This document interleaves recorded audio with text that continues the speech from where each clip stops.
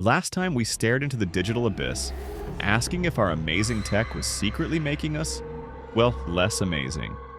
Felt a bit like the Matrix, right? Constantly plugged in, passively accepting. But what if I told you there's a red pill for your brain? What if you could not just break free, but actually upgrade your own human hardware? Those invisible tendrils of dependency, the constant itch to check notifications, the mental shortcut of letting a search engine think for us, that's the cognitive offloading we explored. It's insidious because it often feels helpful. Efficient even. Our brains are wired for efficiency, so we naturally gravitate toward these digital crutches. But over time, those crutches can weaken the very muscles we need to navigate life. The first step to breaking any chain, especially these subtle digital ones, is conscious awareness. It's about recognizing the pattern, seeing the threads, and that realization, that's your dawn. It's the moment you shift from being a passive recipient to an active architect of your own mental landscape. The good news is, our brains are incredibly adaptable. This isn't a story of inevitable decline. It's a story of untapped potential. It's about consciously choosing to engage, to strengthen, to become what we might call a peak human in an age of ever smarter artificial intelligence. So, how do we start building our mental fortress? First, let's reclaim territory from that cognitive offloading and the siren song of social media. Your memory is a muscle. Use it. Challenge it. Before immediately Googling a fact, pause. Try to retrieve it. For your next familiar drive, try navigating without GPS. Maybe just for part of the way. It feels awkward, but your brain's hippocampus, crucial for spatial memory and learning, thrives on this. Practice active recall. Don't just reread notes, actively test yourself. Try the Feynman technique. Explain a concept in simple terms as if teaching a child. If you can do that, you truly understand it. No AI summary needed. Next, social media. Those platforms are designed by brilliant minds to keep you hooked. They leverage what's called a variable reward schedule, like a slot machine, giving you dopamine hits at unpredictable intervals. This creates a powerful compulsion. As research from institutions like California State University shows, limiting social media to even 30 minutes a day can significantly reduce loneliness and depression. Fight back. Turn off all non-essential notifications. Seriously, do you need to know instantly if someone liked your old photo? Schedule specific, short check-in times. Use tools or apps that block distracting sites for set periods. Curate your feed ruthlessly. Unfollow accounts that make you feel anxious or inadequate. What's one notification you can turn off right now to reclaim a sliver of your attention? Now, let's talk about the physical foundation of a sharp mind. Think of your brain as the most advanced, energy-hungry supercomputer ever created. What fuel are you giving it? And how are you maintaining its intricate hardware? Dr. Wendy Suzuki, a neuroscientist at NYU, emphasizes that exercise is like a supercharged 401k for your brain.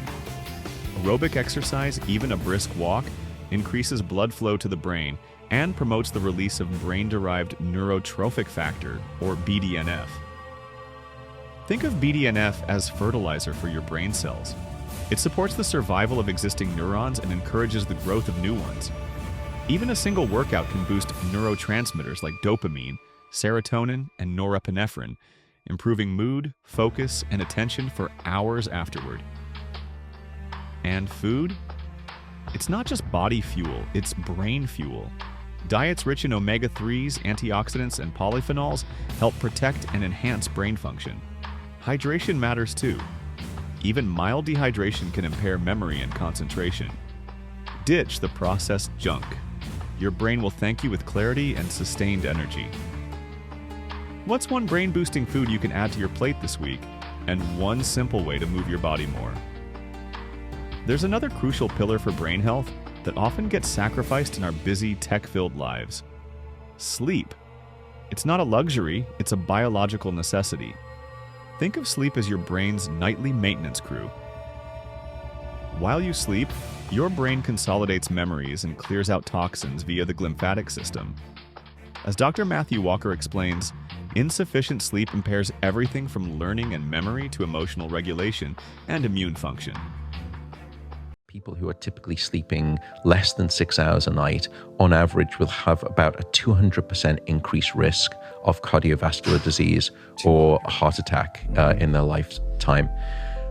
We also know from a prospective study that came out of Harvard Medical School that those people who are sleeping less than 6 hours a night, they had a 200 to 300% increased risk of calcification of the coronary artery. And that coronary artery is essentially, that's the corridor of life for your heart. Now, again, this was a prospective study. No one had any signs of that before. But when you looked at that sleep shaving, at sleep coming down and down, that was the predictive factor. Protect your sleep. Aim for 7 to 9 hours. Minimize blue light at night. Keep your sleep environment cool, dark, and quiet. Your brain isn't fixed. It's dynamic. It constantly adapts based on how you use it. That's neuroplasticity. You can direct this process, learn a language, pick up an instrument, read something that challenges you, engage with deep ideas. These activities forge new pathways in your brain. As Dr. Andrew Huberman often says, focused attention is the driver of neuroplasticity. Prioritize deep work.